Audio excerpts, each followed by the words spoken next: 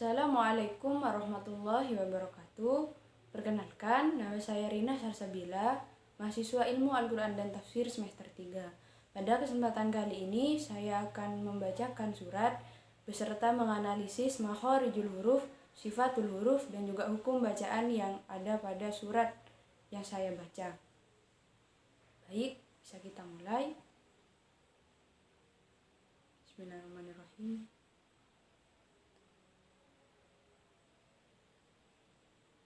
A'udzu billahi minasy syaithanir rajim.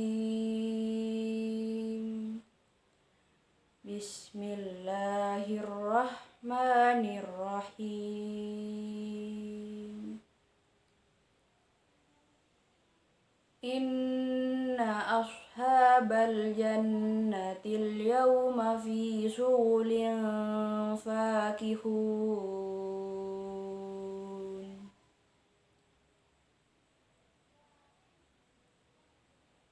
Hum wa azwajuhum fi dhilalin 'alal 'araiki muttaqi'un.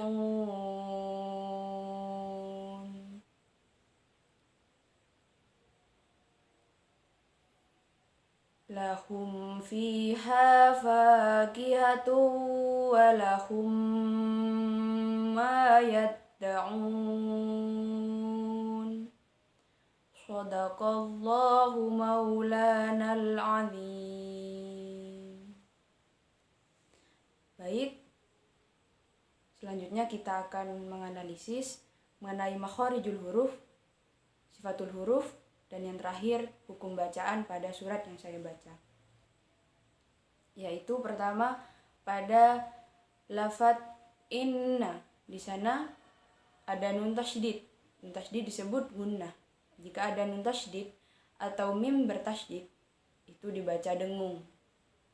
Selanjutnya ashabal jannah.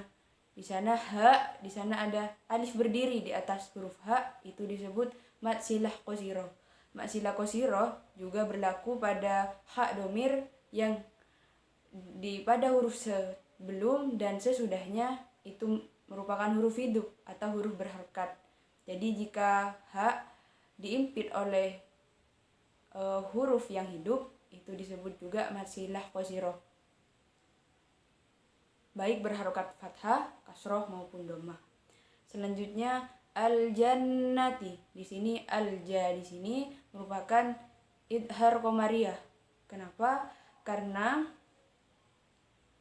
ada huruf al bertemu dengan jim. Dan huruf idhar qamariyah di antara terkumpul dalam lafaz abghi hajjaka wa khaf aqimah. Nah, jika ada al bertemu dengan huruf-huruf yang ada pada lafaz tersebut, itu disebut idhar qamariyah. Panjangnya harus dibaca jelas. Harus dibaca jelas antara al dan huruf qamariyah, huruf idhar qamariyah itu sendiri. Selanjutnya nun bertasydid, al-jannati. Di sana ada nun bertasydid disebut gunnah. Cara bacanya sama, mendengung. Kemudian al-yauma. Di sana ada al bertemu dengan huruf ya, sama seperti tadi hukumnya idhar qamariyah, yaitu harus dibaca jelas antara huruf al dan ya. Selanjutnya yauma. Nah, ketika ada wawu sukun atau ya sukun didahului oleh harkat, ada huruf yang berharkat fathah, huruf apa saja yang berharkat fathah itu disebut mad lin atau mad layyin. Harus dibaca jelas. Kemudian fi syughulin, fi di sana mad tabi'i yaitu ya sukun ya sukun didahului oleh harokat kasroh disebut mad tabi'i. Kemudian syughulin fakihun. Di sana ada kasroh tain atau tanwin, kasroh yang bertanwin bertemu dengan huruf fa disebut ihfa. Cara bacanya yaitu samar antara jelas dan mendengung. Kemudian fakihun di sana disebut mad arid li sukun. Mad arid li sukun di sini itu hanya berlaku ketika wakuf saja, yaitu mematikan huruf terakhir sebelum wakof yang di depannya atau sebelum huruf yang akan disukunkan tadi itu merupakan mad asli. Maksudnya mad asli di sini yaitu apabila ada alif diikuti harokat fathah, apabila ada ya sukun diikuti didahului harokat kasroh, dan juga jika ada waw sukun didahului harokat dhammah. Itu disebut mad asli, mad tabi'i. Selanjutnya kita akan menganalisis hukum bacaan yang ada pada ayat 56. Pertama, hum wa azwajuhum. Hum wa, di sana ada mim mati bertemu wawu, itu disebut idhar syafawi. Hukum mim mati sendiri itu kan ada 3, di antaranya idhar syafawi, ikhfa syafawi, dan idgham mimi. Nah, apabila ada mim sukun bertemu selain huruf mim dan ba itu disebut idhar syafawi. Panjangnya 2 harokat atau 1 alif. Wa azwajuhum, wajuhum, di sana mad tabi'i. Kemudian bukan mad tabi'i, maksud saya masihlah qasirah karena terdapat alif berdiri di huruf wawnya. Kemudian juhum fi, di sana ada mim sukun bertemu dengan huruf fa, disebut idhar syafawi, panjangnya 2 harokat atau 1 alif, dibaca jelas antara mim sukun dan huruf fa-nya.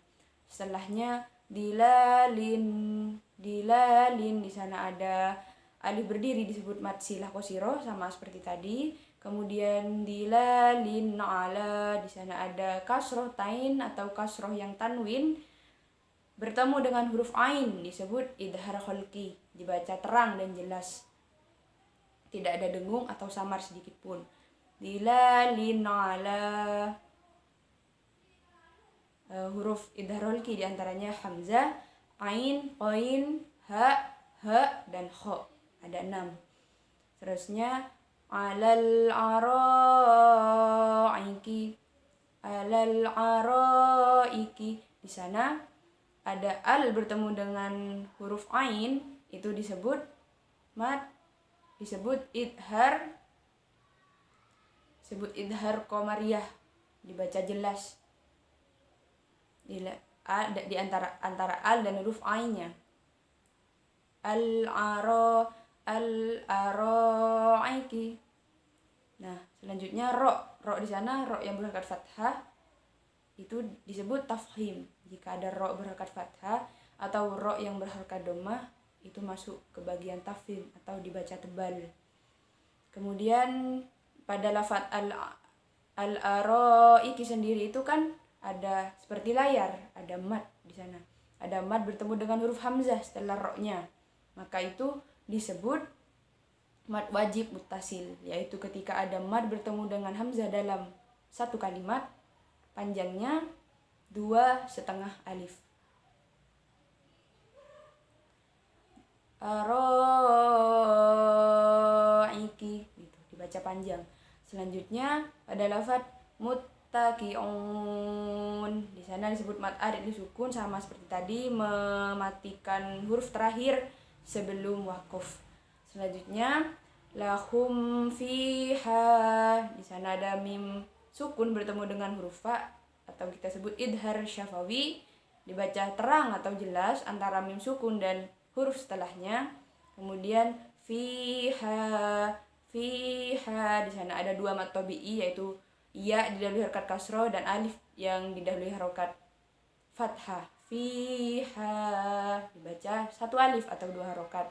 Selanjutnya fakihatun, fa, di sana juga ada alif berdiri atau mad silah qasirah. Fakihatu walahum, di sana ada dhammah tain, ada dhammah yang bertanwin bertemu dengan huruf wawu, disebut idgham bi gunnah. Huruf idgham bi gunnah diantaranya yanmu. Nah, itu harus ya, wawu, nun dan mim. Ya, Selanjutnya lahum ma yatta'un. Di sana ada mim sukun bertemu dengan huruf mim, disebut idgham mimi atau idgham mislain. Dibaca 1 sampai 2 alif. Juga di sana mim sendiri setelah mim sukun itu merupakan mim bertasydid, disebut gunnah. Juga mat tabi'i karena dibaca panjang, ada alif. Yad'un itu mat arid sukun, yaitu mensukunkan huruf terakhir di mana sebelumnya ada mat asli yaitu ada wawu didahului harokat dhammah, maka disebut mat arid sukun, yang dimana mat arid sukun di sini hanya berlaku pada ketika waqaf saja. Selanjutnya kita akan menganalisis makharijul huruf. Di sini saya memilih ayat karena tugasnya hanya diperintahkan 2 huruf saja. Saya menganalisis huruf H, di mana pada ayat ke-56 di awal ayat hum wa azwajuhum hum di sini dalam makharijul huruf sendiri perlu diketahui dibagi ke dalam 5 bagian atau 5 kelompok, yaitu diantaranya al-jauf, al-halq, al-lisan, al-syafatain, dan al-kasyum. Nah, hum ini masuk dalam al-halq. Apa al-halq itu? Hal itu yaitu huruf-huruf yang berada di tenggorokan. Al-halq sendiri, al-halq itu dibagi ke dalam 3 bagian lagi, diantaranya aqsa al-halq, wasatu al-halq, dan adana al-halq. Maksudnya yaitu yang berada di pangkal tenggorokan, di tengah tenggorokan, dan juga di ujung tenggorokan. Dan hum ini masuk di tengah tenggorokan. Selanjutnya selanjutnya makharijul huruf yang kedua yaitu pada huruf fa, yaitu pada ayat terakhir yang saya baca, fiha fakihatu, fi pada huruf fa. Fa ini dalam makharijul huruf masuk dalam golongan yang keempat, yaitu asyafatain, bertemunya 2 bibir. Dimana ketika kita mengucapkan huruf fa, maka ketika bertemu bibir bawah dengan gigi seri bagian atas, itu masuk dalam golongan makharijul huruf yang asyafatain. Selain fa juga ada ba, mim, dan wawu, di mana bibir atas dan bibir bawah ini bertemu. Selanjutnya kita akan menganalisis sifatul huruf, sifat-sifat huruf, yaitu saya mengambil pada ayat pertama, ayat ke-55, yaitu pada lafaz syughulin, pada lafaz sya, pada huruf hijaiyah shin, di mana sya dalam sifat-sifatul huruf sendiri itu terbagi menjadi 2. Ada sifatul huruf yang memiliki lawan dan juga ada sifatul huruf yang tidak memiliki lawan. Kalau sya ini masuk ke dalam sifatul huruf yang tidak memiliki lawan, khusus punya tidak memiliki lawan karena punya ciri khas sendiri, di mana masuk dalam tafashi, golongan tafashi. Tafashi ini melebar atau meluas. Maksudnya kita ketika hendak mengucapkan huruf sya, huruf shin, ini meratakan suara atau nafas yang kita bawa ke seluruh bagian mulut. Di dalam mulut kena semua.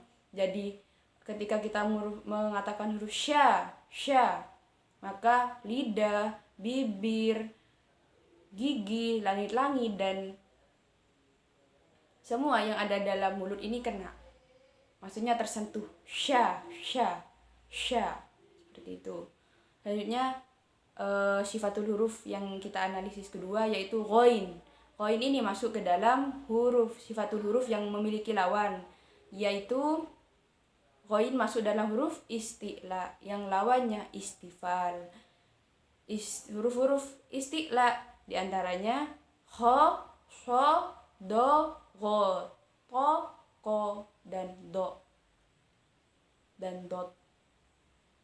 Selanjutnya maksudnya isti'la ini yaitu huruf-huruf yang ketika kita hendak melafatkannya itu lidah terangkat ke langit-langit mulut. Ho, so, do, go, itu kan lidah menyentuh pada langit-langit mulut.